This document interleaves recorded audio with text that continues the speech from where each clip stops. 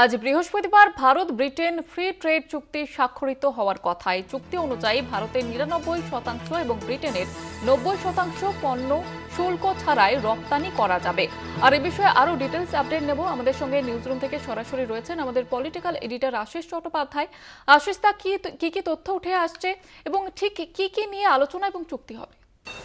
দেখো, এটা খুবই গুরুত্বপূর্ণ একটা ঘটনা ঘটতে চলেছে। যখন আমেরিকার সঙ্গে বিভিন্ন দেশগুলোর এই শুল্ক নিয়ে প্রকৃতপক্ষে শুল্ক যুদ্ধের মতো একটা পরিস্থিতি চলছে, যেখানে দেশগুলোকে চাপ দিয়ে আমেরিকার পণ্য সেই দেশগুলোতে বিনা শুল্কে ঢুকবে এইরকম চুক্তি সই করাবার জন্য প্রবল চাপ দেওয়া হচ্ছে। এবং সেই চাপের কাছে অন্তত একটি দেশ, ইন্দোনেশিয়া, তারা ইতিমধ্যেই সারেন্ডার করেছে বলে খবর পাওয়া যাচ্ছে এবং একটা চুক্তি করে ফেলেছে ইন্দোনেশিয়া, যাতে আমেরিকান কোম্পানিগুলো একেবারে খোলা ময়দান পেয়ে যাবে ইন্দোনেশিয়ায়।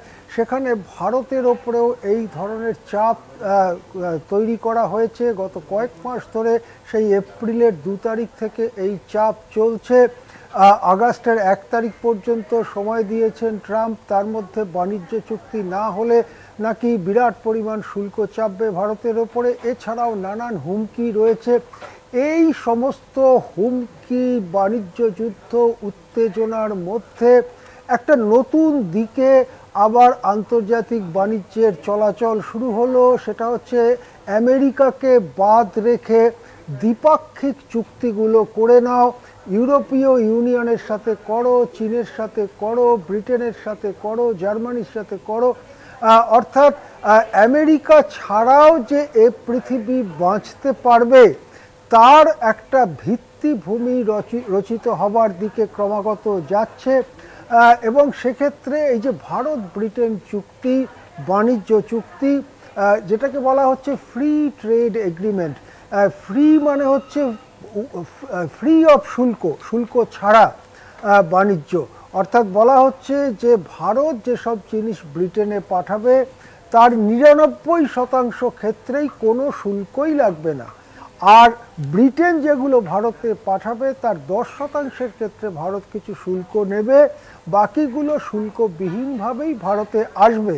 অর্থাৎ ব্রিটেন এবং ভারতের মধ্যে শুল্ক ছাড়াই বাণিজ্য করার এই যে একটা চুক্তি আজকে স্বাক্ষরিত হতে চলেছে, সেটা খুবই গুরুত্বপূর্ণ।